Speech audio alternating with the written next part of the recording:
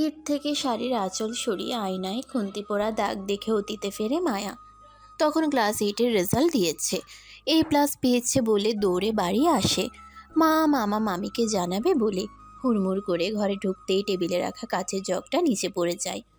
কি হয়েছে রে বলে খুন্তি হাতে রান্নাঘর থেকে বের হয়ে আসে মামি। জগ ভেঙে গেছে বলে ভয়ে তটস্থ হয়ে দাঁড়িয়ে আছে মায়া। কিরে অলক্ষী, দিলি তো? অত দামের জগটা ভেঙ্গে? দাম জানিস কত? তোর বাবা কি কবর থেকে উঠে এসে দাম দেবে? মামি, বাবাকে নিয়ে কেন বলছো?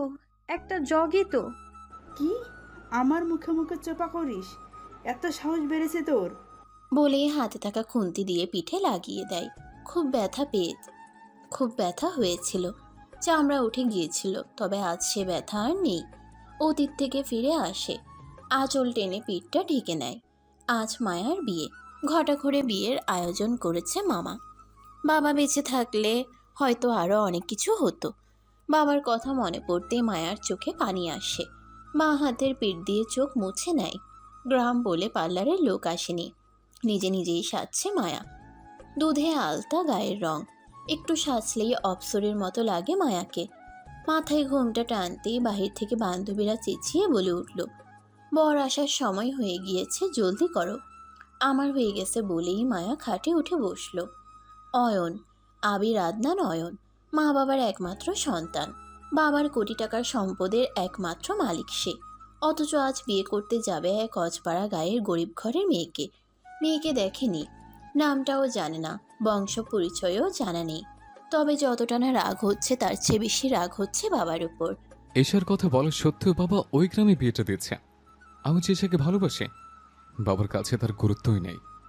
পাঞ্জাবি হাতে নিয়ে আয়নার সামনে দাঁড়িয়ে বিড়বিড় করে বলছে অয়ন। রিল্যাক্স মাই সন। বিয়ে হচ্ছে মানে তো এই না যে ওই গাইয়া মেয়ের সাথে তোমার সংসার করতে হবে। বিয়েটা হতে দাও, টেনশন করো না, আমি আবার তোমার বিয়ে দেবো। এসাই হবে এবারে একমাত্র পুত্রবধূ। রুমে ঢুকতে ঢুকতে বললেন অয়নের মা রাবেয়া জাবিন। মা, তুমি বললে না বিয়েটা আটকাতে? অয়ন বিরক্তি নিয়ে মাথা ঘোরায় অন্যদিকে।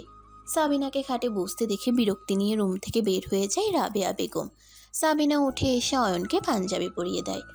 অয়ন সালাম করে, মনি প্রাণ ভরে দোয়া করে দেয় তাকে। বেরোনোর জন্য তাড়া দিচ্ছে আদনান সাহেব, তাই অয়নকে নিয়ে বের হলো সাবিনা বেগম। সবাই গাড়িতে উঠতে ব্যস্ত। অয়নদের বাড়িতে বিয়েটা ঘরোয়াভাবেই, তেমন কেউ আসেনি। আদনান সাহেব তাদেরকেই দাওয়াত করেছে যারা এই বিয়েটাকে নিয়ে কানাঘুষা করবে না। অয়নের দুজন চাচি, একজন মামি, দুটো খালাতো ও ফুপাতো বোন, আর বাবার বন্ধু কয়েকজনও কিছু মুরব্বি নিয়ে বিয়ে বাড়ি যাচ্ছে। অয়নও বাধ্য ছেলের মতো গাড়িতে উঠে বসলো। কি থেকে কি হয়ে গেল, এরপর কি হবে কিছুই জানা নেই অয়নের। শুধু এটা জানে, একটা অশিক্ষিত গাইয়া গরিব ঘরের মেয়ের সাথে সে সংসার করতে পারবে না।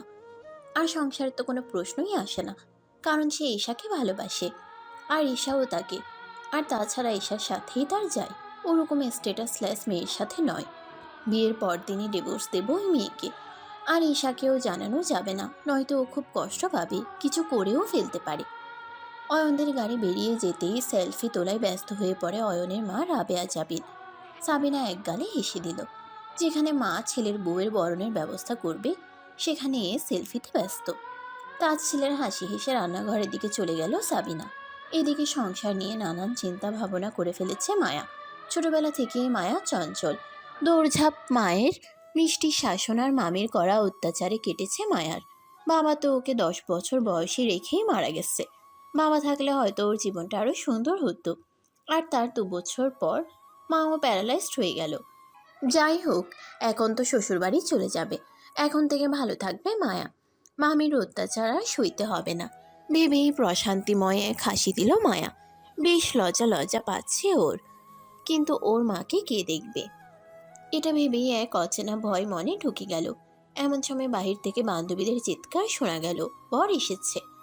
মায়া তাই শুনে ভাবনা থেকে বেরিয়ে আরও গুটিয়ে বসলো। এত মানুষের ভিড়ে নিজেকে যেন কার্টুন কার্টুন লাগছে অয়নের। গেটে সবাই মজা করে অয়নদের আটকে রাখে।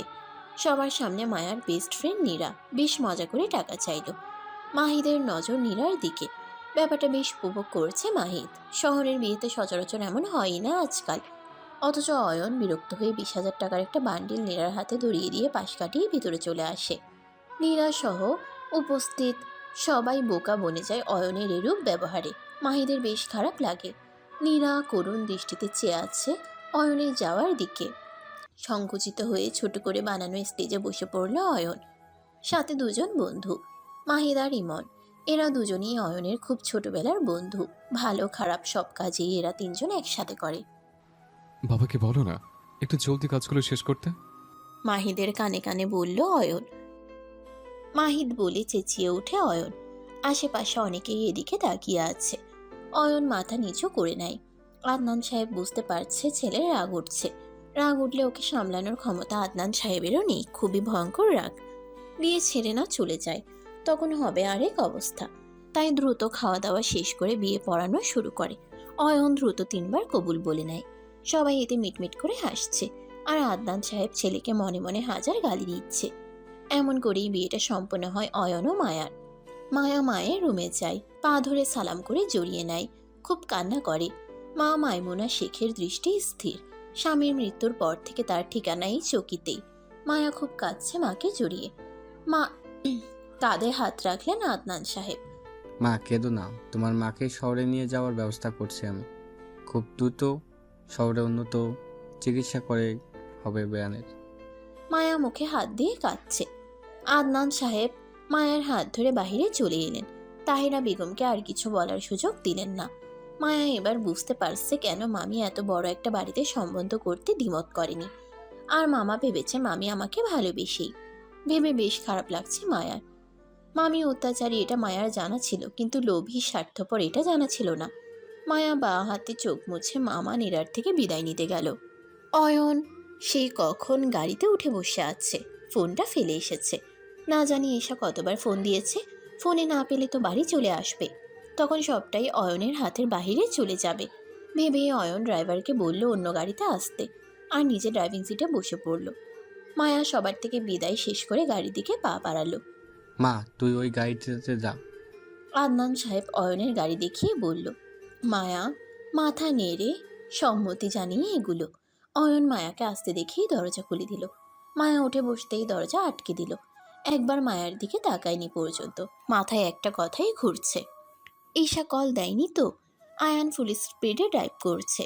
মায়া এই প্রথমে গাড়িতে উঠেছে, তাই খুব ভয় পেলেও বলার সাহস পাচ্ছে না। চোখ খিচে বসে আছে। অয়ন বিষয়টা লক্ষ্য করলেও পাত্তা দেয়নি। 3 ঘন্টার রাস্তা 50 মিনিটে চলে এসেছে। পেছনের গাড়িগুলোর কোনো খবর নেই। অয়নদের আসার কথা শুনে পাটা পাতে সাবিনা বেগম। অয়নের মা রুমে চলে গেছেন সেই কখন, এখনো আসার নাম নেই। তাই নিয়মকানুন করতে সাবিনা বেগমই এগিয়ে আসে। অয়ন বাসায় ঢুকেই নিজের রুমে চলে যায়। ব্যাপারটা কেউ স্বাভাবিকভাবে নেয়নি। মুখ গোমরা করে সবাই কানাঘুষো করতে শুরু করে। তবে মায়া ভাবছে হয়তো কোনো জরুরি কাজে গেছেন। মায়া এর চেয়ে বেশি ভাবেনি। সাবিনা বেগম হেসে পরিবেশ স্বাভাবিক করে নেয়। অয়নকে ছাড়াই সব কাজকর্ম সম্পন্ন করা হয়। রাত 3টে। এখনো ঘরে প্রবেশ করেনি অয়ন। মায়া বসে বসে ঝিমাচ্ছে। সেই কখন সাবিনা বেগম বসিয়ে রেখে গেছেন, এখনো অবধি উনি আসেনি। দরজা খুলে কেউ একজন রুমে ঢুকলো। মায়া শব্দ পেয়ে নড়ে চড়ে বসলো। অনেক প্রশ্ন ভাবনা উকিঝুঁকি মারছে মনের ভিতর। মিষ্টি হাসি দিচ্ছে একা একাই। মায়াকে বসে থাকতে দেখে একটুও ভাবান্তর ঘটেনি অয়নের মানে। সে জানে বিয়ে যেহেতু হয়েছে এ ঘরেই রাখা হবে। তাছাড়া একটি দিনেরই তো ব্যাপার। টাওয়াল নিয়ে ওয়াশরুমে চলে যায় অয়ন। ফ্রেশ হয়ে এসে সোফায় বসে। মায়া এখনো ঘুমটা তোলেনি। হয়তো ভেবে বসে আছে আর 5টা মেয়ের মতো ঘুমটাও কেউ তুলবে তার। তার হলো কই। কি যেন নাম তোমার? মায়া। আচ্ছা যাও ফ্রেশ হয়ে নাও। অ্যাঁ? হ্যাঁ যাও, যেতে বলেছি, বসে থাকতে নয়, কথা আছে, জলদি। মায়া উঠেও ওয়াশরুমে চলে যায়। ফ্রেশ হয়ে আঁচল দিয়ে মুখ মুছতে মুছতে বেরিয়ে আসে। এখানে বসো। মায়া বাধ্য মেয়ের মতো অয়নের সামনে সোফায় বসে। দেখো, আমি কখনো চাইনি কোনো গ্রামের অশিক্ষিত গাইয়া গরিব ঘরের মেয়েকে বিয়ে করতে। আমি অশিক্ষিত নই, এবারে এইচএসসি পাস করেছি A+ পেয়ে। অয়ন মায়ার এমন উত্তর আশা করেনি। হাঁ হয়ে মায়ার মুখের দিকে তাকায়। তখন আরেক দফা হাঁ হয়ে যায়। মায়া খুবই সুন্দরী আর মিষ্টি একটি মেয়ে। শুধু সুন্দরী নয়, নামের সাথে মুখের মিল বহুগুণ।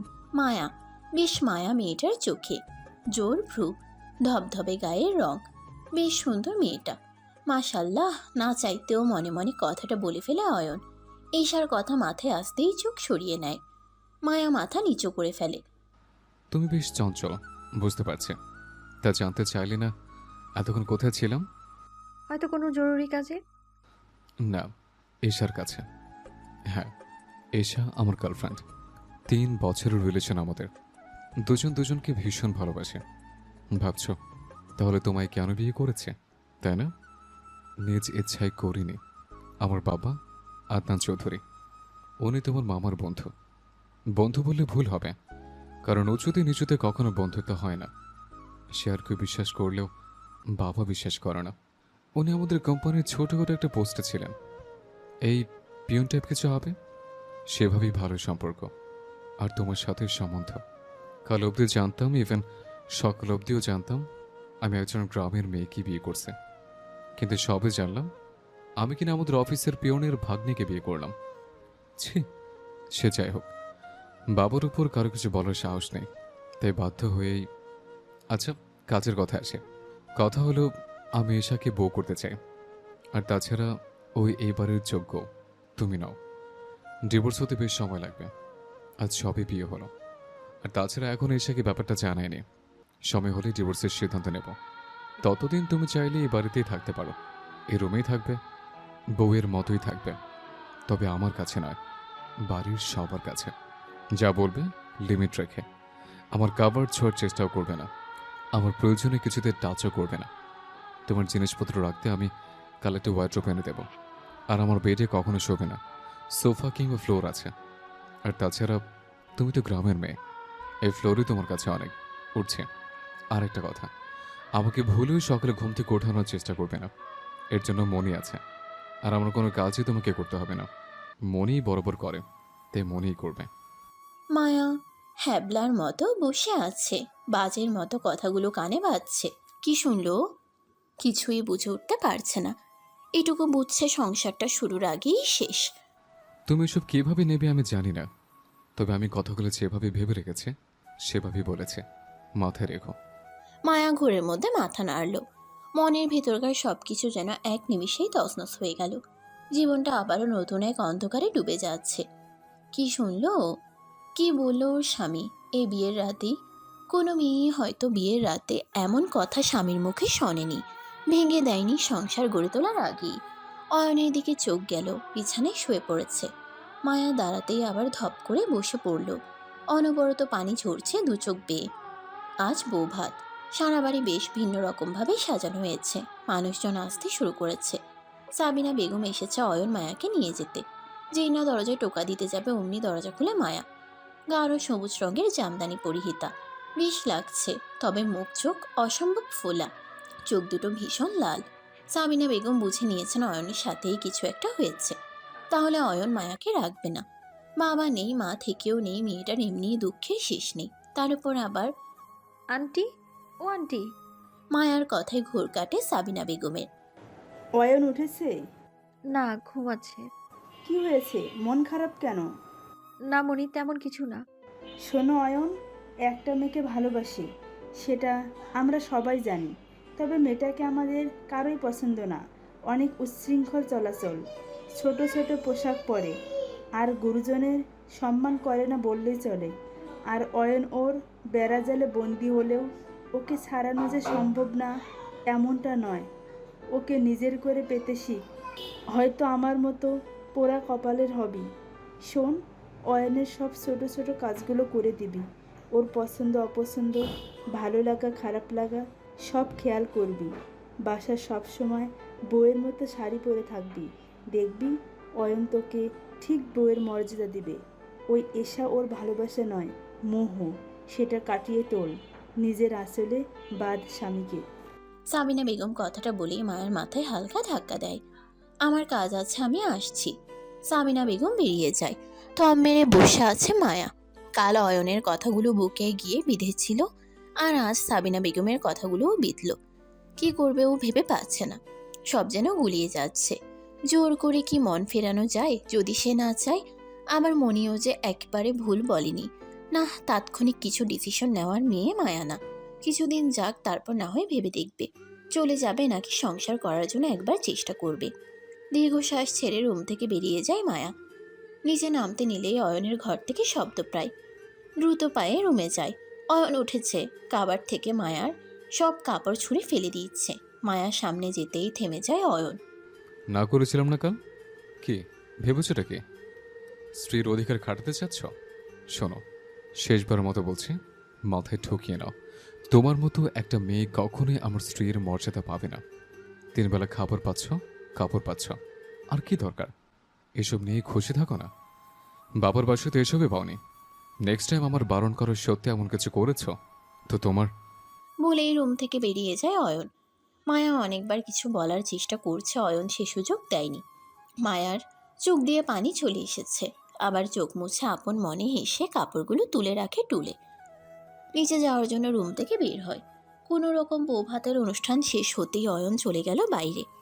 আস্তে আস্তে মেহমানরাও চলে গেছে। রয়েছে অয়নের 2টো খালাতো বোন আর একটি ছোট মামাতো বোন। মায়ার শ্বশুর শাশুড়ি, মায়া, সাবিনা বেগম সবাই টেবিলে বসে খাচ্ছেন। সবাই খেলেও মায়া খায়নি। অয়ন আসলে খাবে বলে। খাওয়া দাওয়া শেষে সবাই যে যার রুমে চলে গেছে। ড্রয়িং রুমে বসে আছে মায়া। রিনো, আসফি আর তিশা এসে বায়না করছে খেলবে বলে। মায়া না চাইতেও ওদের সাথে লুডো খেলতে বসলো। বেশ জমেছে খেলা। আর 3জনের সাথে মায়ার খুব ভাবও জন্মেছে। 11:30টার পরপরই ওরা সবাই শুতে চলে যায়। মায়া সোফায় বসে থাকতে থাকতে ঘুমিয়ে পড়ে। হঠাৎ দরজায় শব্দ পেয়ে দৌড়ে দরজা খুলে দেয় মায়া। অয়ন এসেছে। অয়ন মায়াকে দেখে ঘড়ির দিকে তাকায়। প্রায় 1:30 বাজে, এখনো তুমি এখানে? ঘরে প্রবেশ করতে করতে জিজ্ঞেস করলো অয়ন। আপনার জন্যই জেগে আছি। আমার জন্য কেন? রাতে খাবেন না, সেজন্য আমিও খাইনি। বসুন একসাথে। দেখো, এসব ন্যাকামি আমার একদম পছন্দ না, প্লিজ। মায়ার কথা শেষ হতে না হতেই বলে দেয় অয়ন। মায়ের মুখটা মলিন হয়ে যায়। খাওনি, খেয়ে নাও।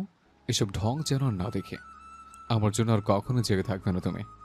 তোমাকে আমার বউ মানিনি, আর যে সম্পর্কের কোনো মানেই নেই, সেখানে সব ঢং আর লোক দেখানো ছাড়া আর কিছুই না। বলেই অয়ন দ্রুত গতিতে চলে যায়। মায়াও অয়নের পিছু পিছু রুমে চলে যায়। ফোন, ওয়ালেট, গাড়ির চাবি সব বেডসাইড টেবিলে রেখে শার্ট খুলে বিছানায় রেখে ওয়াশরুমে চলে যায়। শার্ট হাতে নিয়েই বুঝে উঠতে পারে অয়ন এতক্ষণ কোনো মেয়ের সাথে ছিল।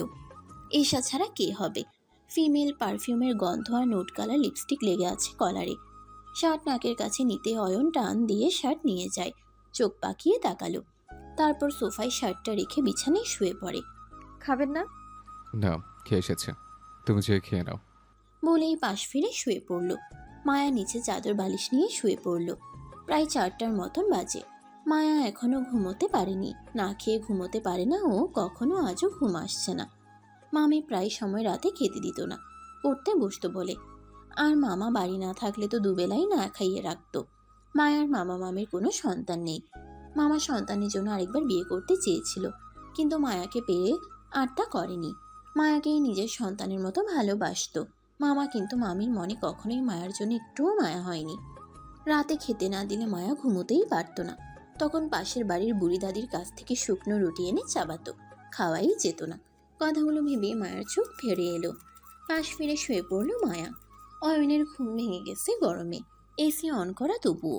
উঠে বসে পানি খাবে বলে লাইট অন করে দেখে পটে পানি নেই। বিছানা থেকে নামতেই চোখ যায় মায়ার দিকে। পিঠ থেকে কাপড় কিছুটা সরে গেছে, ফর্সা পিঠ দেখা যাচ্ছে। কালো কিছু একটা দেখা গেল, অয়ন খেয়াল করেনি। নিচে চলে যায়, পানি খেয়ে উপরে আসে। মায়াকে দেখে গা যেন চলে যাচ্ছে তার। পা থেকে শাড়ি কিছুটা উপরে উঠে গেছে। মায়ার চোখটা লেগে এসেছে। এমন সময় কারো কঠিন গলার ধমকে ঘুম ভেঙে যায়। ধরফর করে উঠে বসে। এই মেয়ে, সমস্যা কি তোমার? ঠিকভাবে ঘুমোতে পারো না? শোর কি স্টাইল? আজকের পর থেকে তোমাকে যেন এই রুমে না দেখে, ওই বারান্দা যে শোবে, এসব আমার মোটেও পছন্দ না। শাড়ি ঠিকঠাক রেখে ঘুমোতে পারো না? তবে শাড়ি পরো কেন? যত সব। বলে লাইট অফ করে শুয়ে পড়ে অয়ন। চুপ করে বসে আছে মায়া। শরীর কিছুটা কাঁপছে হঠাৎ ওভাবে ডাক দেওয়ায়। মাকে রাতটুকু না ঘুমিয়ে কাটিয়ে দেয় মায়া। ভোর 5টা মায়া নামাজ পড়ে নেয়। মামির বাড়িতেও মায়া সবসময় 5 ওয়াক্ত নামাজ পড়তো। আজ 2 দিন নামাজ পড়া হয়নি। নামাজ পড়ে কোরআন শরীফ পড়তে বসে।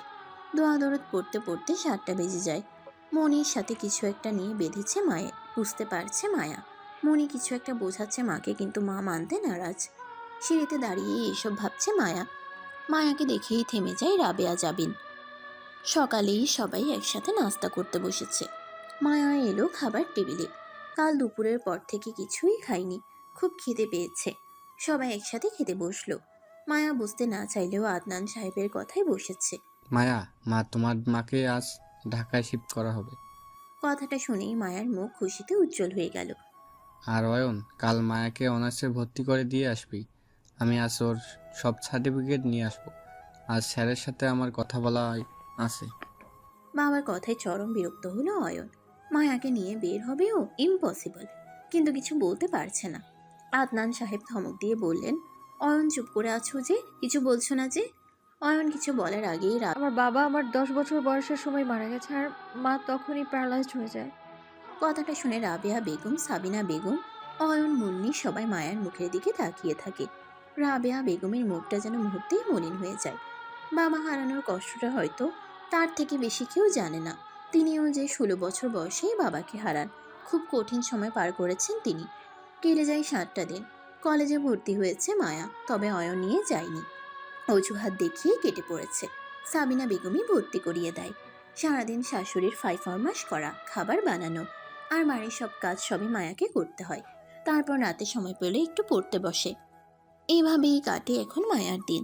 অয়নের জন্য রাতে অপেক্ষা করে থাকলেও অয়ন কখনোই রাতে এসে খায় না। ইদানিং তো অনেক রাত করে বাড়ি ফেরে। মায়া দিন দিন অয়নের কাছে বেশ বিরক্তির কারণ হয়ে দাঁড়াচ্ছে।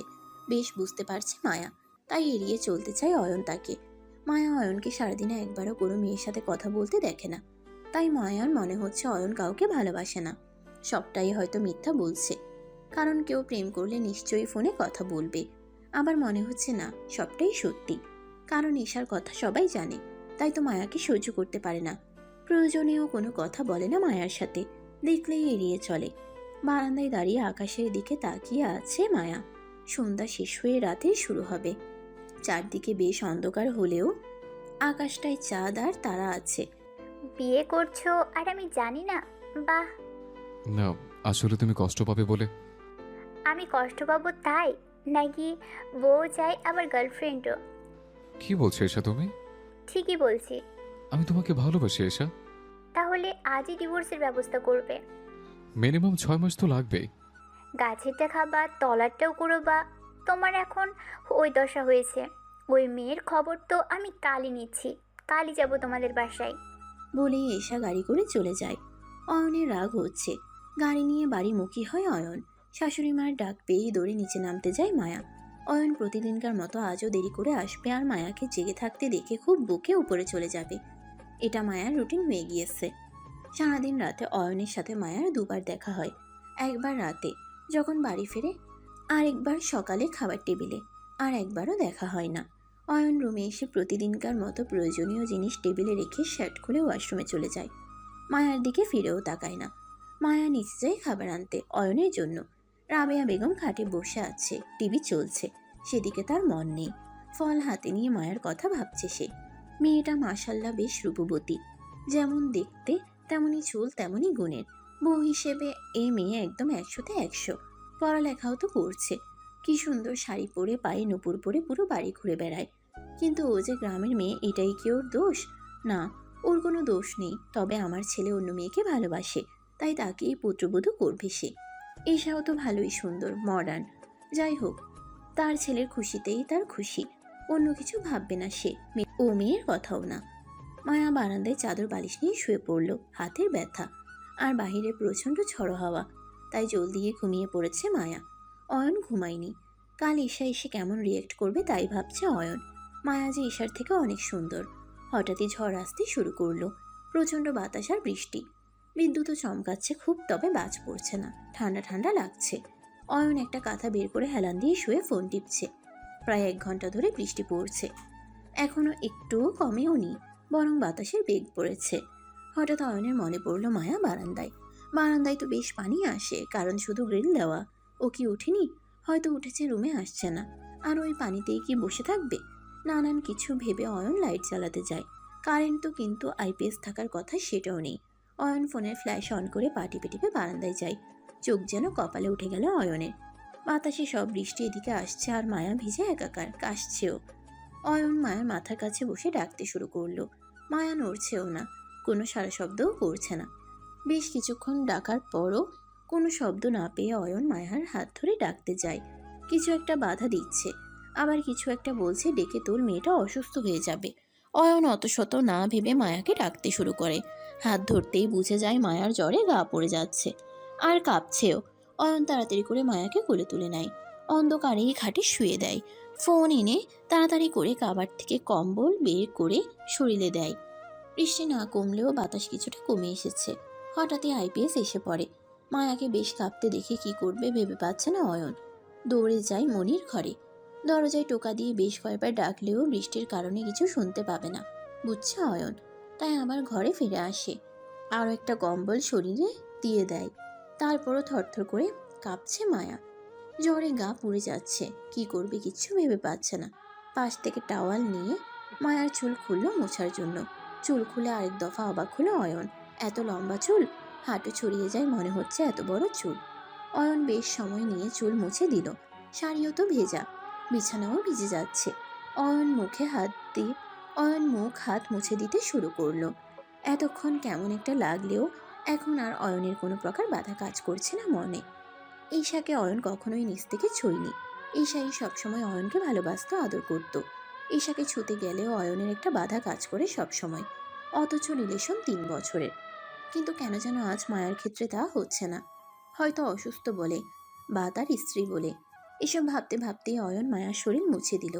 শাড়ি পাল্টে দেয়া তার পক্ষে সম্ভব না, তাই অয়ন মায়ার চুলগুলো একপাশে মেলে দিয়ে আরেক পাশে বসে পড়ল। বেশ কাশছে, তাই মাথায় জলপট্টিও দিতে পারছে না। ড্রয়ার থেকে না পায়ে এনে কোনো রকম খাইয়ে দিল। চোখ মুখ যেমন জ্বরে পড়ে যাচ্ছে তেমনই অসম্ভব লাল হয়ে আছে। বেশ ভয় পেয়ে যায় অয়ন। উপায় অন্তর না পেয়ে শাড়িটা কোনো রকম ছাড়িয়ে দুটো কম্বল দিয়ে দেয়। তারপর মায়াকে শক্ত করে জড়িয়ে ধরে শুয়ে পড়ে। তারপরও মায়া কাঁপছে তো কাঁপছেই। লাইটের আলোতে স্পষ্ট বোঝা যাচ্ছে সেন্সলেস হয়ে গেছে। অয়ন প্রায় কেঁদে দিবে এমন অবস্থা। কি থেকে কি হয়ে গেল। প্রায় ঘন্টা খানিক পর মায়া স্থির হলো।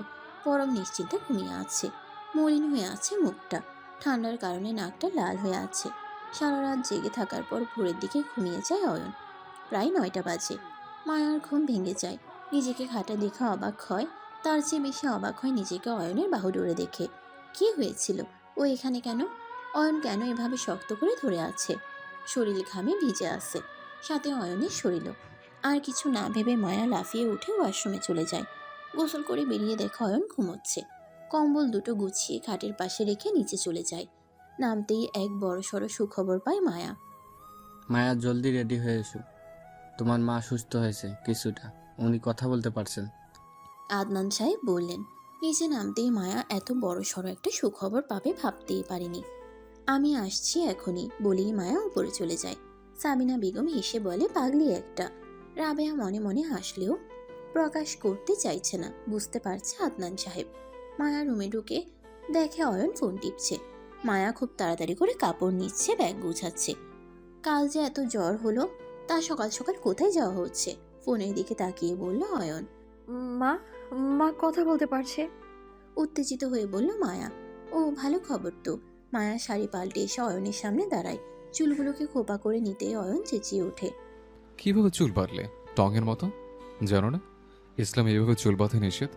এভাবে নয়, আরও উপরে। মায়া পাল্টা জবাব দিয়ে দেয়, যেভাবেই হোক তুমি আর নিচে বাঁধো।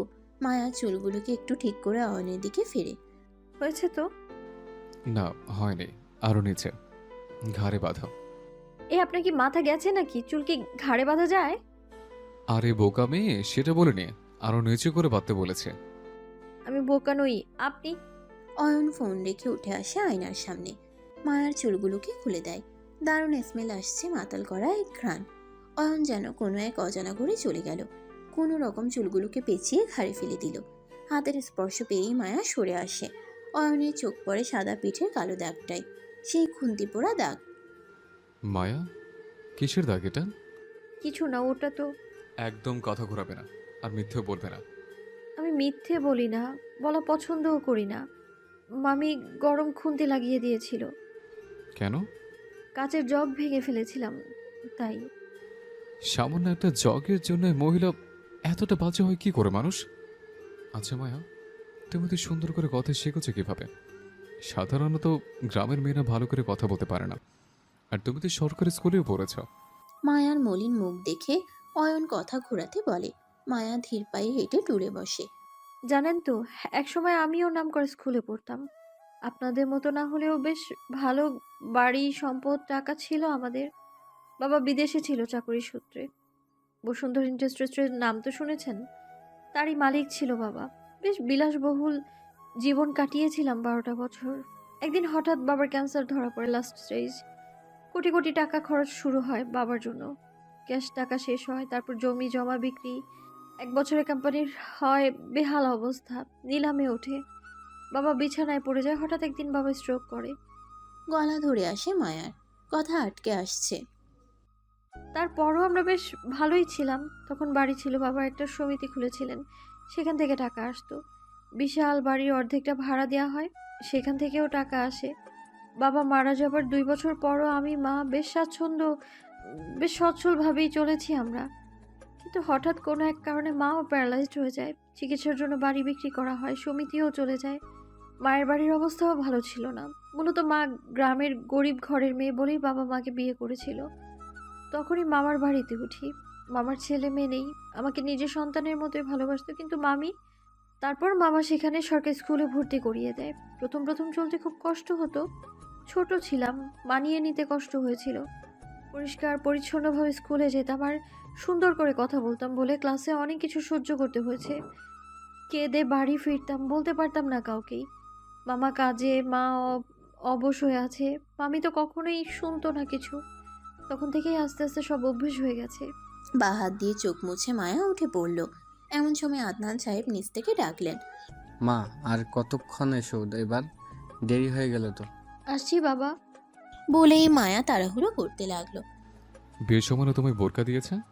ওটা রেখে দিয়েছে কি ডিম পারতে? বোরকা পরে যাও, কাউকে রূপ দেখাতে হবে না। মায়া দরজার সামনে যেও থমকে দাঁড়ায়। অয়নের এরূপ কথা বলবে কখনো আশা করেনি মায়া। বোরকাটা হাতে নিয়ে পরে নেয়। ড্রেসিং টেবিল থেকে কাজল নিয়ে ক্রিমের সাথে মিশিয়ে মুখে মেখে নেয়। অয়ন ভরকে যায় মায়ার এহেন কাণ্ড দেখে। রূপ দেখানোর হলে মাথায় কাপড় দিতাম না, শরীর দেখিয়ে শাড়ি পরতাম। আর আপনি তো আমায় বউ বলে মানেনি না, তাহলে ছোট পোশাক পরলেও হয়তো আপনার কিছু যায় আসে না। রূপ দেখানোর হলে সেসব নোংরা পোশাকই পরতাম। আরে নিজের গায়ের রং নিয়ে অহংকার করে চলতাম। বলেই মায়া একটা ওড়না কোনো রকম পেঁচিয়ে হনহন করে রুম থেকে বেরিয়ে যায়। অয়ন বোকা বনে গেল। আরে, আমি তো কথাটাকে হাসাতে বললাম, সিরিয়াসলি নিয়ে মন খারাপ করে ফেললো। কেন যে বলতে গেলাম, ধুর। না, ও মন খারাপ করলে আমার কি? আমি ওর প্রতি দুর্বল হয়ে পড়ছি না তো? ধ্যাত, আর ভাল লাগে না। কবে যে প্যারো থেকে বের হতে পারবো? নিজ মনে বলেই অয়ন ফোন লাগায় এশাকে। হ্যালো এসা। আসছি আমি আধা ঘন্টার মধ্যেই। আরে শোনো তো আমার কথা। হ্যালো এসা, হ্যালো। কল কেটে আসে। অয়ন ফোন বিছানায় ঢিল দিয়ে নিচে নেমে যায়। মায়া দৌড়ে 119 নম্বর কেবিনে ঢুকলো। মাইমুনা বেগম। মায়া বলে ডাকতেই মায়া জড়িয়ে নেয় মাকে। আদনান সাহেব সালাম দিল কেবিনে প্রবেশ করে। আদনান সাহেবকে দেখে চমকে যায় মাইমুনা শেখ। আদনান ভাই, আপনি? আমার শ্বশুর মা। তোমার মা আমাকে চেনে মায়া? কিভাবে? তোর বাবা আমার প্রাণ বাঁচিয়েছিল। আপনারা কথা বলুন, আমি আসছি। বলেই আদনান সাহেব বেরিয়ে যায়। মায়া আয় আমার কাছে। মায়া মায়ের পাশে ঘেঁষে বসে। শ্বশুর শাশুড়ি কেমন মা? আদনান চৌধুরী মানে বেয়াই তো খুব ভালো লোক, কিন্তু বাড়ির অন্য সবাই? সবাই খুব ভালো মা, সবাই অনেক ভালোবাসে আমায়। জামাই খেয়াল রাখে তো, যত্ন করে? খুব করে মা, সেও অনেক ভালো, সবাই অনেক ভালোবাসে। গরিব বলে দূরে ঠেলে দেয়নি, খুব ভালো সবাই, মিশুক। শাশুড়ি মাও অনেক ভালো। হাত কেটে গিয়েছিল বলে সঙ্গে সঙ্গে বেঁধে দিয়ে শাসন করে উপরে পাঠিয়ে দিল রেস্ট নিতে। কাজও তেমন করতে হয় না। যাক মা, শুনেও শান্তি পেলাম। শোন, তুইও শ্বশুরবাড়ির সবার অনেক খেয়াল রাখবি। আমি আর কতদিন, বাবা নেই এখন, ওনারাই তোর সব, সবাইকে ভালোবাসবি। আমায় চুয়ে কথা দে, ও বাড়ি যাই হয়ে যাক, স্বামীর সাথে যাই হোক, কখনো ও বাড়ি ছেড়ে চলে আসবি না, কথা দে। মায়া কি করবে বুঝে উঠতে পারছে না। 6-7 মাস পর তো ওকে বেরিয়ে যেতেই হবে। কি বলবে ও? আদনান সাহেব মা মেয়ের সব কথা শুনে নেয়। যেভাবেই হোক অয়নকে সে সাংসারিক করবেই। মায়া জীবনে অনেক কষ্ট করেছে, এবার সে একটু খুশি দেখতে চায় তার মায়া মাকে। সেখান থেকে সরে যায় আদনান চৌধুরী। ইমনকে ফোন লাগায়। হ্যালো ইমন, আমি জানি তুমি ওই মেয়েকে ভালোবাসো। কিন্তু আঙ্কেল অয়ন। আমার কথা শোনো, যে বাবাই হোক তুমি ওকে তোমার ফাঁদে ফেলো, বাকিটা আমি দেখছি। ইমন দীর্ঘশ্বাস ছেড়ে চেয়ারে বসে। ঈশা এসেছে চৌধুরী বাড়িতে। রাবেয়া বেগম সোফায় বসে টিভি দেখছেন।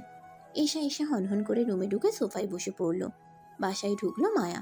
মায়াকে দেখেই সাবিনা বেগম কাছে আসলেন। বোরকা ওড়না রেখে শাড়ি কোমরে গুজে চলে গেল ওয়াশরুমের দিকে। অয়ন এখনো ফোনে টিপছে, আর চোখে দেখে নিল মায়াকে। মায়া ফ্রেশ হয়ে নিচে নেমে এলো। মুন্নিকে দিয়ে অয়নকে ডেকে পাঠালো সাবিনা বেগম। ততক্ষণে ঈশা চলে এসেছে। দুজন দুজনের মুখোমুখি। ঈশা যেমন হাঁ হয়ে দেখছে মায়াকে, তেমনি মায়াও দেখছে ঈশাকে। ঈশা মায়ার সৌন্দর্য দেখে হাঁ, আর মায়া ঈশার অশালীন পোশাক। এই মেয়ে, এদিকে এসো। নাম কি? রিমোয়েনা শেখ মায়া। যাও, পাস্তা নিয়ে এসো আমার জন্য। আনছি। বলে মায়া চলে যায়। উপর থেকে নামতে নামতে সবটা দেখে অয়ন। নিচে নামতেই ঈশা অয়নকে দেখে জড়িয়ে নেয় মুরব্বীদের সামনে। রাবেয়া বেগম মাথা নামিয়ে নেয়। মায়াকে পাস্তা বানিয়ে দেয় সাবিনা বেগম। মায়া টেবিলে বাটিটা রাখতেই চুলগুলো খুলে যায়। কিছু চুল বাটির পাশে লাগতেই ঈশা জলদি একটা চুল টেনে বাটির উপর ফেলে দেয়। আরও পুরো বাড়ি মাথায় তুলে ছোট লোকের বাচ্চা সহ ইত্যাদি ইত্যাদি বলে বকে। অয়ন কিছু না বলে চুপ করে থাকে। তার মতে দোষটা মায়ারই। ঈশা অয়নকে নিয়ে বেরিয়ে যায়। রাবেয়া বেগম কেন যেন কিছু না বলিয়ে মায়াকে বুকে জড়িয়ে নেয়। দুজনেই স্তব্ধতার সাথে চোখের পানি ফেলছে। সাবিনা বেগম ওদের দেখে প্রশান্তিময় এক হাসি দেয়। গাড়িতে উঠে বসলো দুজন। আচ্ছা ঈশা, তুমি শাড়ি পরতে পারো না? শাড়ি পরলে তোমায় দারুণ লাগে। ড্রাইভিংয়ে মনোযোগ দিয়ে বলল অয়ন। আমায় তুমি কবে দেখলে শাড়ি পরে? না, আমি তো কখনো শাড়ি পরিনি। থামো, ওই সুন্দরী বউকে মনে ধরেছে বলে আমায় শাড়ি পরতে বলছো? ভুল বুঝছো আমায়। কথা শেষ হতে না হতেই কল আসে ঈশার ফোনে। নাম্বার দেখেই থমকে যায় ঈশা। অয়নের দিকে আর চোখে তাকিয়ে কল কেটে দেয়। কে কল করেছে? কেটে দিলে যে? জরুরি না তাই। পরপর দুবার কল আসলো আবারও। বিরক্তি নিয়ে কল রিসিভ করে ঈশা। আজ তোমার মায়ের ব্রেনের চেক আপ, ভুলে গেছ? জলদি এসো। অয়ন, আমার মায়ের ব্রেন ক্যান্সার। ঈশার মুখে কথাটা শুনে গাড়ি ব্রেক করে অয়ন। কি বলছো? হ্যাঁ, সেরে যাবে, তবে অপারেশন লাগবে, অনেক টাকার প্রয়োজন, তুমি তো জানোই। আজ জানাচ্ছে তুমি আমায়? তুমি কি পাগল? আজ অপারেশন, আর আমি আজ শুনছি? এসা, তুমি তো ভেবো না মা, ঠিক হয়ে যাবে। কিন্তু টাকাটা? আর আমি যাবো তোমার সাথে। না না মানে কি বলছো? না, আসলে আমি বলছিলাম কি, তোমার যেতে হবে না। মামা, খালামণি, ফুপি সবাই যাবে, বোঝো না? তুমি গেলে। ওকে, তাহলে চলো, তোমায় নামে দিয়ে আসি বাড়ির সামনে। ঈশা বাবা মায়ের বড় মেয়ে। দু বোন ওরা। ঈশা স্নেহা, মা আমিনা খাতুন, বাবা খোরশেদ আলম। বাবা ছোটবেলায় তাদের ছেড়ে চলে গেছে। মা তার সর্বস্ব দিয়ে মানুষ করতে চেয়েছে মেয়েদেরকে। ছোট মেয়েটা মানুষ হলেও মানুষ হলো না বড় মেয়েটা। নিজের মেয়ে হলে হয়তো। সংসার চালায় বিধায় কিছু বলতেও পারে না। স্নেহা মেয়ের বাধ্য ও মনের মতো মেয়ে। আর ঈশা তার সম্পূর্ণ উল্টো। হসপিটালে ঢুকে হন্তদন্ত হয়ে ইমনের চেম্বার খুঁজতে থাকে ঈশা। ইমন ঈশাকে দেখে চেম্বারে নিয়ে যায়। এভাবে টেনে আনলে কেন? চিৎকার করো না, এটা হসপিটাল। মায়ের চেক আপ শেষ করে তুমি মাকে বাড়ি পাঠিয়ে দিয়েছো, এটা আমি জানি ইমন। আর তুমিই তো বলেছো ঔষধেই মা ঠিক হয়ে গেছে, তাহলে হসপিটালে এভাবে ডাকলে কেন? হাতে এটা কি দেখি? অয়নের কার্ড। এটা তোমার কাছে কেন ঈশা? ছাড়ো আমার হাত, ছাড়ো। কেন ডাকলে সেটা বলো। আমার সময় নেই। ঈশা বসো, কিছু কথা আছে আন্টির ব্যাপারে। জলদি বলে ফেলো, বুঝতে পারবো না। ঈশা, মায়ের ব্যাপারে নিশ্চয়ই তুমি তাড়াহুড়া করবে না। ঈশা, তোমার চোখের দিকে একবার তাকাও তো। কি? এটা তোমার মাকে নিয়ে কথা? ঈশা, আমি তোমাকে আগের মতনই ভালোবাসি, শুধু তুমি দেখছো না। আমি ভালোবাসি না। আমি তোমার জীবনে প্রথম ছেলে যাকে তুমি ভালোবাসো। এরপর তুমি অনেক রিলেশন করেছো, কিন্তু সবগুলোই স্বার্থের জন্য। আমি জানি সেটা। আমি তোমাকে বিয়ে করতে চাই, চলো বিয়ে করে নেই। আমাদেরও একটা ছোট্ট সংসার হবে, খুব যত্নে রাখবো তোমায়। সেটা আর সম্ভব না। আমি অয়নকে। অয়ন বিবাহিত, বোঝার চেষ্টা করো ঈশা। তাতে কি, ডিভোর্স দিয়ে দিবে, তারপর আমি বউ হব ওর? আমি কিন্তু টাকা পয়সার দিক দিয়ে অনেক থেকে কম নেই। অয়নের সমানও তো নেই। টাকায় সংসার চলে না এসা। আমি যেভাবে তোমাকে রাখবো সেভাবে তোমায় কেউ রাখবে না। এবার আমি আসছি। ঈশা উঠতেই ইমন ঈশাকে দেয়ালে চেপে ধরে। এইশা, তোমার মনে আছে 8 মাস আগে আমি একদিন তোমার বাসায় গিয়েছিলাম? হ্যাঁ, তো তো তো আমি কিন্তু রাতে তোমাদের বাসায় থেকেছিলাম, আর 12টায় তোমার রুমে গিয়েছিলাম। আর আমি তো অয়নের মতো সাধু নই, আর তুমিও আমায় বাধা দাওনি। কি কি বলতে চাচ্ছ তুমি? যেটা তুমি বুঝতে পারছো সেটাই। তখন কিন্তু তোমার সাথে অয়নের রিলেশন কন্টিনিউ ছিল। ঈশা ঘামতে শুরু করে। ইমন ঈশাকে ধরে চেয়ারে বসিয়ে পানি এগিয়ে দিল। ঈশার মনোযোগ অন্যদিকে, মাথা ধরেছে। এমনটা তো হওয়ার কথা না, এটা সম্ভবই না। কি করে হতে পারে? কিছুতেই কিছু মনে করতে পারছে না ঈশা। কিন্তু সকালে তো ইমন ওর মাথার কাছেই বসেছিল, স্পষ্ট মনে আছে। এইশা, কিছু বলো এশা। দেখো, যাই করো আমি অয়নকে ছাড়ছি না, কিছুতেই না। এইশা, তুমি কি বোকা? অয়ন একটা ছেলে, আর মায়া ভাবে কি সুন্দর দেখেছো। তোমার থেকে রূপগুণে সব দিক দিয়ে একদম অয়নের মনের মতো। তোমার কি মনে হয় এত সুন্দর বউ রেখে ও তোমাকে বিয়ে করবে? করলে তো বিয়ের দিনই ডিভোর্স হতো। আজ 10 থেকে 12 হয়ে গেল, কই দিয়েছে? এশা, ও তোমাকে ট্যাপে ফেলে ছেড়ে দিতে চাই। বুঝো, একটু মাথা খাটাও। আমি ওর ছোটবেলার বন্ধু, আমার চেয়ে বেশি ওকে চেনো না। ছেড়ে দাও ওকে। না, এটা সম্ভব না। আমি অয়নের বউই হব। ওই মেয়েকে তো আমি।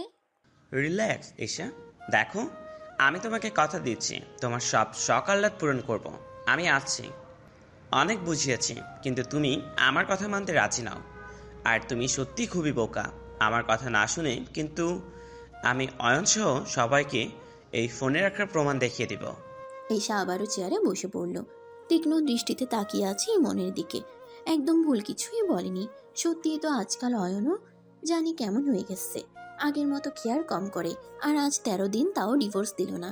আর ইমনকে তো ও ভালোবাসতো, আর অয়নকে তো টাকার জন্য। এশা, কি ভাবছো এত? বিয়ের বন্দোবস্ত করো। ইমন ঈশাকে জড়িয়ে ধরল। এশা, যেমনটা সবাই তোমাকে ভাবে তুমি তেমনটা নাও। তোমারও মন আছে, আর দেখো এতে তুমি সুখী থাকবো। আর অয়ন ভাবিও, জানো মেয়েটা সেই ছোটবেলা থেকে কষ্ট পেয়ে আসছে, এখন একটু সুখী থাকবে। দেখো তো মাশাল্লাহ, অয়নের সাথে বেশ মানিয়েছে। অয়ন ওকে খুব সুখে রাখবে দেখো। কথাগুলো ঈশাকে জড়িয়ে বলছিল ইমন। বলে যে কি বড় ভুল করেছে তা পরেই টের পাবে। ইমনের কথাগুলো শুনে যেন ঈশার গা জ্বলে যাচ্ছে। এ মেয়েকে আমি কিছুতেই সুখী হতে দিব না, কিছুতেই না, কিছুতেই না। আর অয়ন, ওকেও আমি শান্তিতে থাকতে দিব না। বিষিয়ে তুলবো দুজনের জীবন। মনে মনে বলেই ইমন থেকে সরে আসলো ঈশা। এশা, তুমি এখানে বসো, আমি 5 মিনিট আসতেছি, তোমায় নিয়ে শপিংয়ে যাব। ঈশা মাথা নাড়তেই কেবিন থেকে বেরিয়ে গেল ইমন। আশেপাশে তাকাতেই হুট করে সামনে এসে পড়ল মাহিদ, অদ্রি, আলিফ। অদ্রি আর আলিফ 3 দিন হলো দেশে ফিরেছে। ওরা দুজনে ইমন, মাহিন, অয়নের স্কুল লাইফের বন্ধু। অদ্রি হিন্দু সম্প্রদায়ের আর আলিফ মুসলিম, তাই কেউ তাদের সম্পর্ক মেনে নেয়নি। আলিফ অদ্রিকে বিয়ে করে নিয়ে যায় সৌদি আরব। অদ্রি দেশে ইসলাম গ্রহণ করেছিল, তবে এখন সে খুবই ভালো করে চলাফেরা করে, নামাজ পড়ে সে। এতে তার স্বামীও তার উপর সন্তুষ্ট। 4 বছর পর দেশে আসলো তারা। অদ্রির মা বাবা দুজনেই এখন মুসলমান হয়েছেন।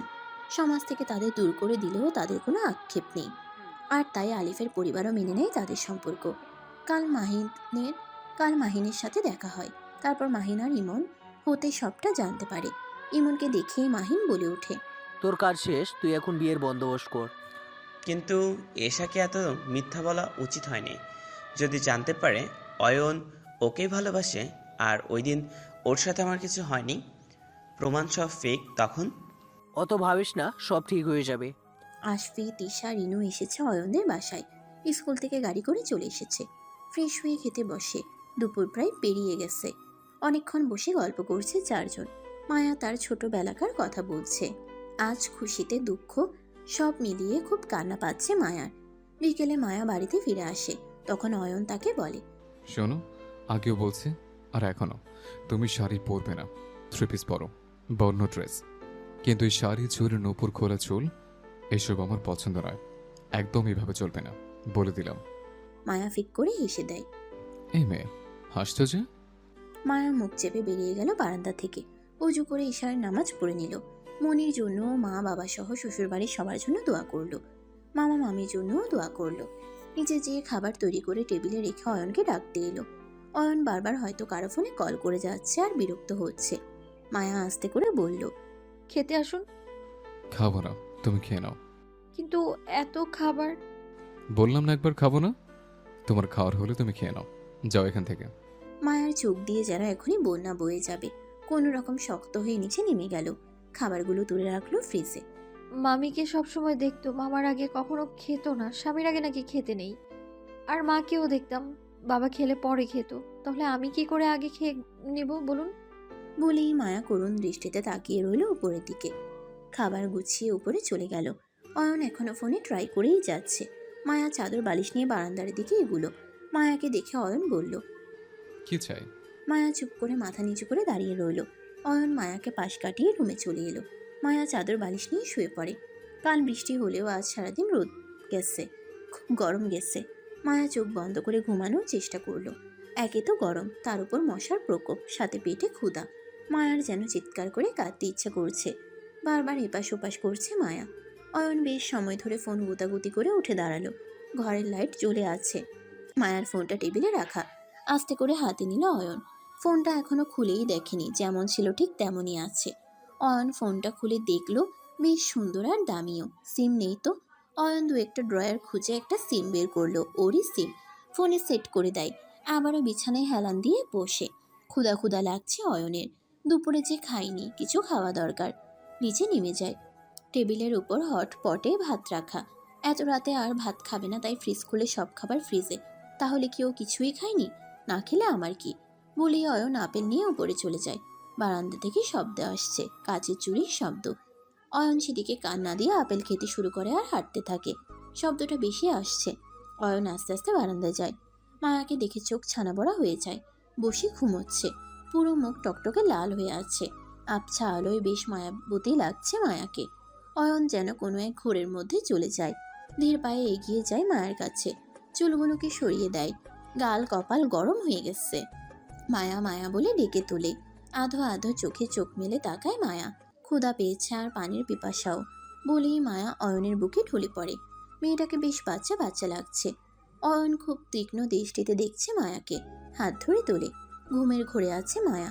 কোনো রকম ওয়াশরুমে নিয়ে মুখে চোখে পানির ছাপটা দেয়।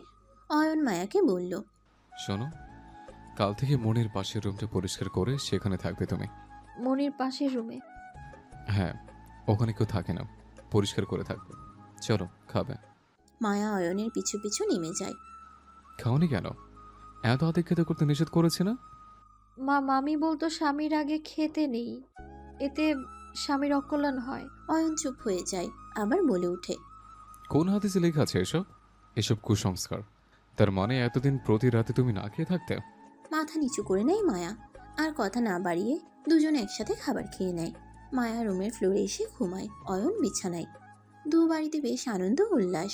হ্যাঁ, ইমন ঈশার বিয়ে 2 দিন পর। ঈশাকে নিয়ে শপিং করে বাড়ি ফিরতেই দেখে ঈশার মা অসুস্থ হয়ে পড়েছে। ইমন প্রাথমিক চিকিৎসায় কিছুটা সুস্থ করে। ঈশার মা ঈশাকে জড়িয়ে মিনতি করে বলে ঈশাকে বিয়েটা করে নিতে। ওর যাকে পছন্দ তাকেই। তখনই ইমন বলে সে ঈশাকে বিয়ে করতে চায়। নিজের তাগিদেই সে বিয়েটা 3 দিনের মধ্যে করবে। অথচ ঈশাকে বলা হয়েছে তার মায়ের ভালোর জন্যই বিয়েটা জলদি হওয়া উচিত। একদিকে বিয়ে, বাড়ির নাচ গানের মাতম, আরেকদিকে দুটো মানুষ একসাথে থেকেও এক নেই। আরেকদিকে অসুস্থতার বিধ্বস্ত জীবন। 2 দিন পর ঈশা অয়নের বিয়ে সম্পন্ন হয়ে গেছে। পাশে দাঁড়িয়ে আছে ঈশার আত্মীয় স্বজন সহ অয়নের বাবা মা মনি।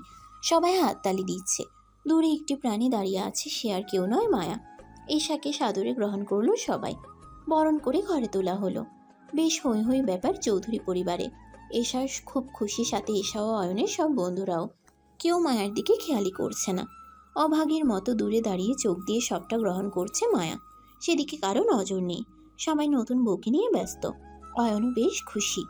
আহ্লাদি সুরে ঈশা অয়নের মাকে ডাকছে। সবাই বউকে নিয়ে বাড়ির ভেতরে ঢুকে গেল। পিছু পিছু গেল মায়া। ঈশা সবার সাথে হেসে কথা বলছে, ছবি তুলছে। সবাই ঈশাকে কত রকম কথা বলছে। সেসব শুনে ঈশা লজ্জায় লতিয়ে যাচ্ছে। মায়া পুরনো একটি শাড়ি পরা, ছেঁড়া আঁচলে চোখ মুছে নেয় মায়া। সবাই আস্তে আস্তে চলে যাচ্ছে। রাবেয়া বেগম হেসে ঈশাকে নিয়ে উপরে উঠছেন ঘরে পৌঁছে দিতে। কারো ডাকে পেছন ফিরে ঈশাকে মায়াকে দেখতে পাই। এই মেয়ে, তুমি এখানে? মা, বাবা, অয়ন সবাই ঈশার আশেপাশে এসে জড়ো হয়েছে। আদনান সাহেব বলছেন, কি হয়েছে মা বলো? ওই মেয়ে এখানে কেন? এই মেয়ে, যাও যাও বলছি, বের হয়ে এ বাড়ি থেকে, বের হ। ঈশা এসে মায়ার হাত টেনে ধরে। মায়াকে সদর দরজার বাইরে বের করে দিল। মায়া পিছনে ফিরে তাকাতেই সবাই মায়ার দিক থেকে মুখ ফিরিয়ে নিল। আস্তে আস্তে বন্ধ হয়ে গেল সদর দরজা। মা, বলে ঘুম থেকে লাফিয়ে উঠল মায়া। সন্ধ্যা হয়ে এসেছে। কি ভয়ঙ্কর এক স্বপ্ন দেখছে। এখনো কাঁপছে শরীর, ঘামছে অনেক। মাথায় হাত দিয়ে আশেপাশে তাকিয়ে দেখলো ও নিজের রুমটায় আছে, যে রুমটা ও আজ নিজের করে পেয়েছে। সারাদিন ঘর পরিষ্কার করে ক্লান্ত হয়ে পড়েছে। বিছানায় গায়ে নিয়ে দিতেই চোখ লেগে এসেছিল। তারপরে এই স্বপ্ন। মায়া আস্তে আস্তে উঠে দাঁড়ালো। অয়ন এসেছে কিনা দেখতে হবে। ওয়াশরুমে যেয়ে মুখে চোখে পানি দিয়ে বেরিয়ে এলো। মনি রুমের পাশের রুমটাতেই এখন থাকে মায়া। তাই অয়নের রুমে যেয়ে খোঁজ নিতে হবে সে এসেছে কিনা। ধীর পায়ে অয়নের রুমে গেল মায়া। না, লাইট অফ, আসেনি। এদিকে মায়া নিজের রুমে যেতেই দেখলো ওর ফোন বাজছে। বেশ অনেকগুলো কল এসেছে আননোন নাম্বার থেকে। মায়া কল রিসিভ করে সালাম দিল। আপনি কি মিসেস আবির চৌধুরী বলছেন? মায়ার সাথে সাথেই না বলে দেয়। পরক্ষণেই মনে পড়ে যায় অয়নের নাম তো আবির চৌধুরী অয়ন, বিয়ের দিন শুনেছিল। আপনার মা 119 নম্বরের কেবিনের পেশেন্ট।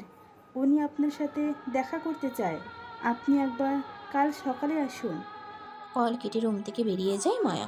গতকালই তো গেল মায়ের কাছে, আজ আবার কিছু হয়নি তো ভেবেই রান্নাঘরের দিকে গেল মায়া। অয়নের পছন্দের গরুর মাংস ভুনা খিচুড়ি বসিয়ে দিল। অয়ন কোনো রকম ফ্রেশ হয়ে শুয়ে পড়ল। শরীর যেন ভেঙে আসছে। একে তো কাল ডিভোর্স পেপার দিবে, তার উপর ঈশা কোনো রকম যোগাযোগ করছে না। আজ 2 দিনের বেশি হয়ে গেল। আর মায়ারই বা কী হবে? বাবাকে ব্যাপারটা কিভাবে জানাবে? কোথায় থাকবে মাকে নিয়ে? ওই মামির কাছেও তো ফিরে যেতে পারবে না। ওই মহিলা মেয়েটাকে শেষ করে দেবে। নানা চিন্তা অয়নের মাথায় ঘুরছে। কিচ্ছু যেন ভেবে উঠতে পারছে না অয়ন। বিছানার মাঝখানে বসে আছে ঈশা।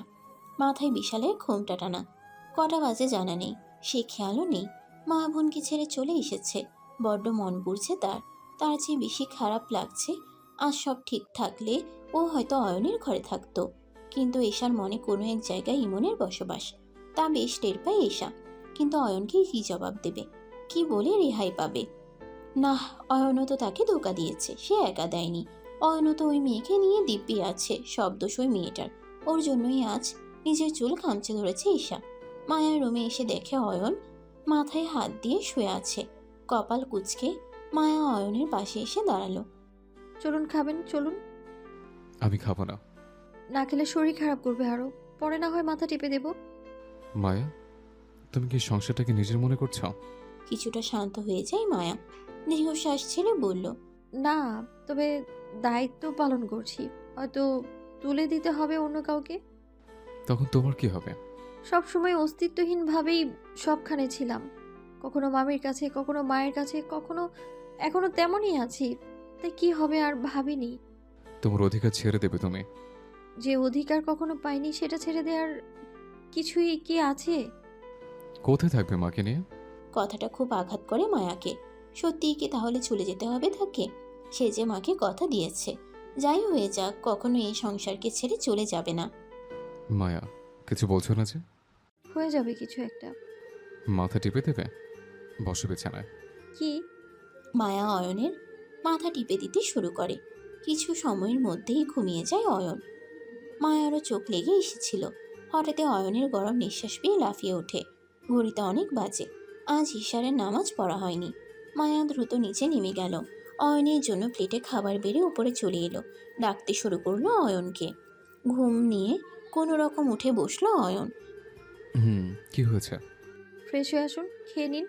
খাইয়ে দাও। আমার হাতে খাবেন? মায়া বেশ খুশি হয়ে খাইয়ে দিতে শুরু করে অয়নকে, আর ঘুম নিয়ে খেয়ে নেয়। মায়া খেয়ে নিয়ে অয়নকে ঠিক করে শুয়ে দেয়, আর মাথায় হাত বুলাতে বুলাতে একসময় নিজেও ঘুমিয়ে পড়ে। পরের দিন কলেজ থেকে ফিরেছে মায়া। মার কাছ থেকে সোজা কলেজে চলে গিয়েছিল। বাড়ি ফিরে বেশ ক্লান্ত লাগছে, ফ্রেশ হয়ে শুয়ে পড়ল। মায়ার মনটা কেন জানি না আজ খুব ভালো।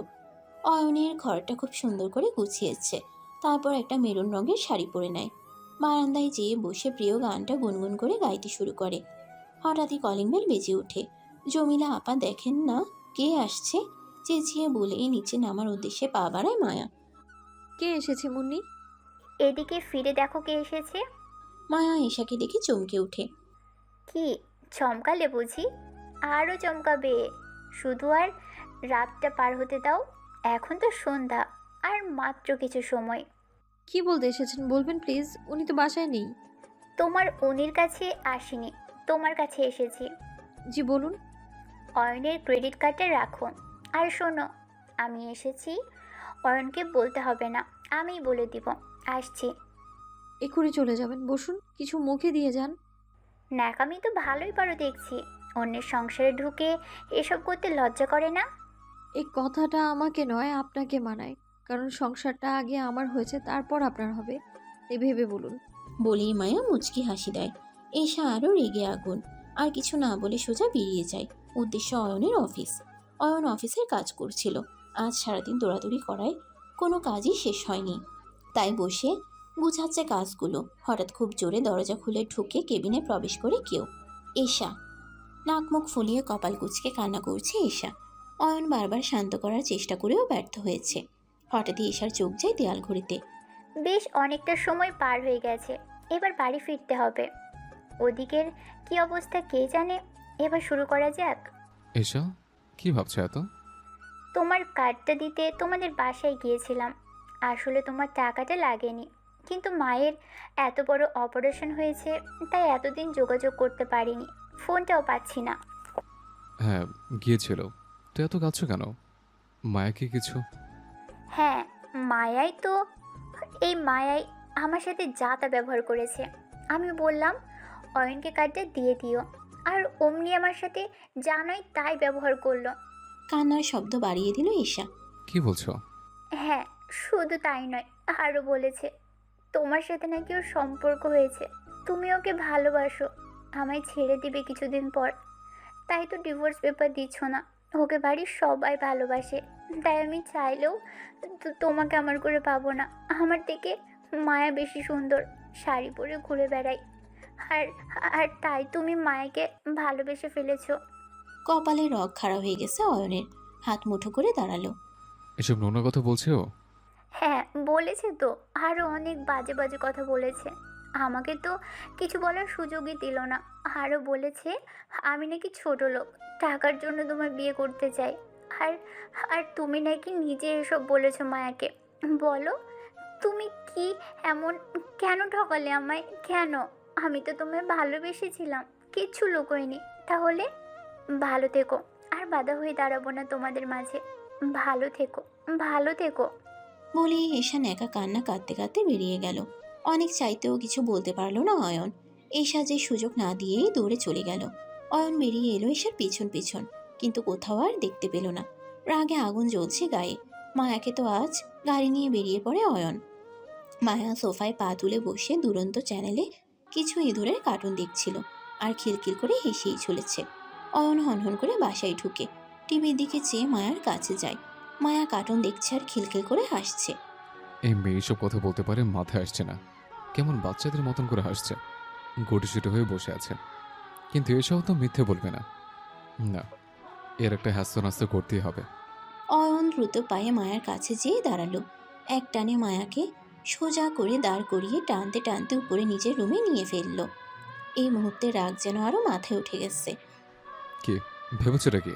হ্যাঁ, যা ইচ্ছে তাই করবে? নিজেকে কি ভাবো? হ্যাঁ, সমস্যা কি তোমার? বলবে আমায়। কি উল্টাপাল্টা কথা বলেছো এশাকে? হ্যাঁ, কি বলছেন আপনি এসব? কি করেছি আমি? কি বলেছি? ডান হাত ডলতে ডলতে বলল মায়া। ন্যাকামি করো না, কিচ্ছু বোঝো না। এশার কাছে আমাকে ভুল প্রমাণ করতে চাও? আমাদের সম্পর্কটা ভেঙে দিয়ে নিজের সুখে থাকবে ভেবেছ? পড়েছিল তো রাস্তায়, আশ্রয় পেয়েছ, ভালো খাবার পাচ্ছ, ভালো কাপড় পাচ্ছ, আর কি চাই? রাজরানী হওয়ার স্বপ্ন দেব না। তোমাদের মতো ছ্যাঁচড়া মেয়েদের এসব মানায় না। খুব তো ঢং ধরে থাকো, অথচ আসল রূপটা বেরিয়ে আসে সবার আড়ালে। মায়ার চোখে পানি এসে গেছে। উঠে দাঁড়িয়ে বলে। আপনি আমায় ভুল ভাবছেন। তুই চুপ করবি? এখনো মুখ চলছে। বাপ্পা কি কিছু শেখায়নি? কি শিখেছে? শুধু অন্যের সংসারে ঢুকে প্যাচ লাগাতে? যত সব অসভ্য ফ্যামিলি। অয়নের এবারের কথাগুলো মায়ার খুব বিধে। অনেক বলেছেন, এবার থামুন। এমনিতে ভুলভাল কথা বলে যাচ্ছেন, তার উপর আবার বাবা মাকে নিয়ে কথা তুলছেন। আপনি আসলে একটা খারাপ মানুষ, আর আপনার ওই এসা একটা খারাপ মেয়ে। হাত মুচড়ে ধরে অয়ন। কি বললি? এসা খারাপ মেয়ে? এসা খারাপ নয়, খারাপ তুই। তাই তো বলেছিস আমাদের মধ্যে সব সম্পর্ক হয়ে গেছে। এই সবটাই তো বানোয়াট। ছোট লোক এসা নয়, ছোট লোক তুই। আজকের মধ্যে ডিভোর্স পেপারে সাইন করে দিবি, তারপর ঘাট ধাক্কা দিয়ে বের করে দেবে বাড়ি থেকে। আমার দয়া চলে ফিরে আজকে আমাকে নিয়ে কথা। লজ্জা করো না? আর বের করে দিলেই সমস্যা কি? রূপ আছে না, মানুষকে দেখিয়ে টাকা কামিয়ে নেবে। লজ্জা করো না? এতবার নিষেধ করার পরও শাড়ি পরিস। আজকের পর থেকে যদি তোকে শাড়ি পরতে দেখেছে, তাহলে শাড়ি নপুর চুরি কিচ্ছু পড়বে না তুই। রূপের বড়াই করিস আমার এসার সাথে? ও তোর থেকে কম কিসে? হ্যাঁ, আজকের পর থেকে তোর মুখ আমায় দেখাবি না। তোর মতো অনেক মায়া আমার জন্য প্রতিদিন প্রস্তুত হয়ে থাকে। এ আবির চৌধুরী তাদের গনেও না। বলেই অয়ন মায়াকে ধাক্কা দেয়। মায়া স্লিপ করে পড়ে হাত কপাল কেটে যায়। অয়ন ঘরের সব জিনিস একের পর এক ভেঙে ডিভোর্স পেপারটা বেডসাইড টেবিলের উপর রেখে বেরিয়ে যায় রুম থেকে। গাড়ি নিয়ে বেরোয়। গন্তব্যস্থল জানা নেই।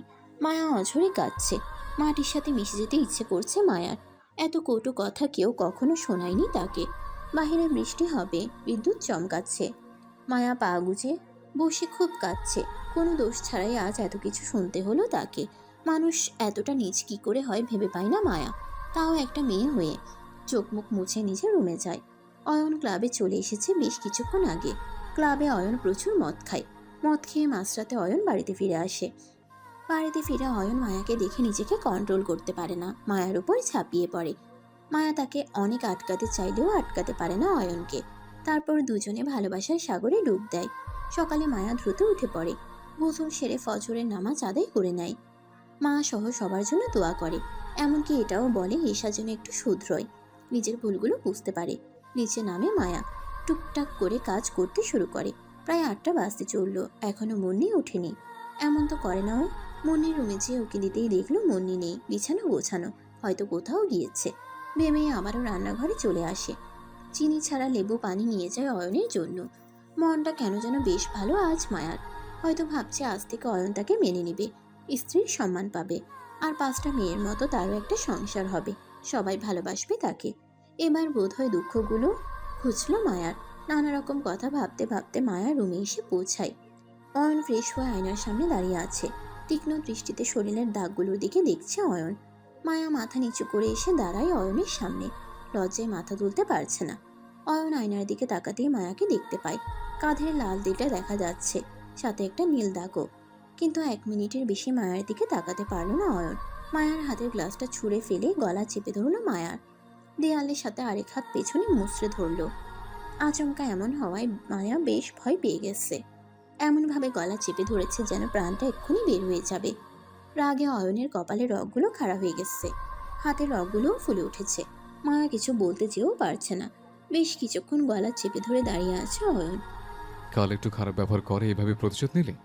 কি ভেবেছিস সকালের মনে থাকবে না আমার? সব ভুলে যাব? এটা সিনেমা নাটক নয় যে কিছু মনে পড়বে না আমার। শরীরের তাকগুলো সব বলে দিচ্ছে। কেন করলে এমনটা তুমি?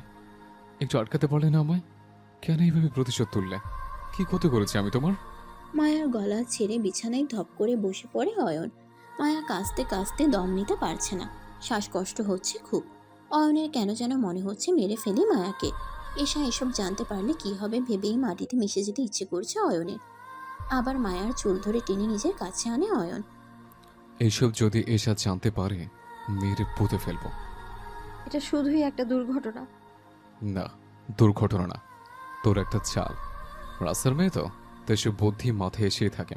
কিভাবে আমাকে ফাঁদে ফেলে নিজের স্বার্থ হাসিল করবি, তার প্ল্যান, তাই না? ছোট লোক কোথাকার, নোংরা বে। ছি, ভাবতেই ঘৃণা করছে আমার। তুই এতটা নিচ, ছি। বাবা মা এসব শিখেছে বুঝে? কি করে অন্যের সংসার ভাঙাছে? শিখবে না? রাস্তায় পড়েছিল যে। বলিয়ে অয়ন মায়াকে ধাক্কা মারে। মাথায় অনেক আঘাত পায়। মায়া নিজেকে সামলাতে পারেনি, অয়নের কলার ধরে ফেলে। চিৎকার করে বলে, নোংরা আমি নই, নোংরা আপনি। তাই তো রাত বিরাতে হাবিজাবি গিলে নিজের বউয়ের উপর পুরুষত্ব ফলান। বাজে রাস্তার মেয়ে নই আমি। আমি আপনার এসা মানুষের নামে মিথ্যা অপবাদ দেয়, অন্যের সংসার ভাঙে, নোংরা পোশাক পরে লোককে শরীর দেখিয়ে এবারে ঠকবাজ মেয়ে, চরিত্রহীন মেয়ে। আমার মা বাবা আমায় ঠিক শিক্ষা দিয়েছে, ঠিক শিক্ষা দিতে পারেনি আপনাকে, আপনার বাবা মা। তাই তো বিপদগামী হয়েছেন আপনি, আর আমাকে পারছেন। লজ্জা করে না আপনার? গল্পটির পরবর্তী অংশ আসবে আগামীকাল। আর হ্যাঁ, গল্পটি কেমন হলো তা অবশ্যই কমেন্টে জানাবেন। ভালো থাকবেন আপনারা।